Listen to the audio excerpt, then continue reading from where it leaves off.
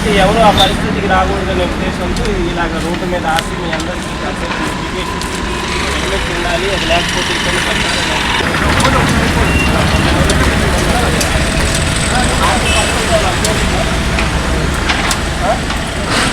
అలా ఇంటికి వెళ్ళాల్సినప్పుడు ఇలా ఉండిపోతా ఉన్నాం.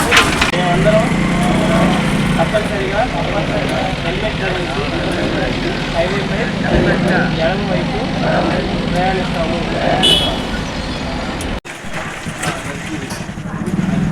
కాబట్టి మన ఊళ్ళో ఏదన్నా ఉన్న సమాచారం ఉంటే మాత్రం నా నెంబర్కైనా తెలియజేయండి, లేదంటే ఆ నెంబర్కైనా తెలియజేయండి. 1972 1972. ఎవరో మన దూర బంధువులే, మనకేం సంబంధం, వాడెవరో మనకు తెలియదులే, మనకేంలే అని వదిలేస్తాం. వాడు ఏదో రోజు మన గడప దాకా వచ్చాం. ఏ లవ్ మ్యాటర్లోనో, ఏ ఇల్లు కజ్జాలో, దేంట్లో దాంట్లో మన దాకా మా ఇంటి గడప దాకా వచ్చాం. సో అలాంటివి ఏదన్నా ఉంటే ఎంకరేజ్ చేయకండి. బయట తిరిగితే స్పేర్ చేయకండి. అండ్ మీ మనసు మీకు చాలా పవిత్రమైంది.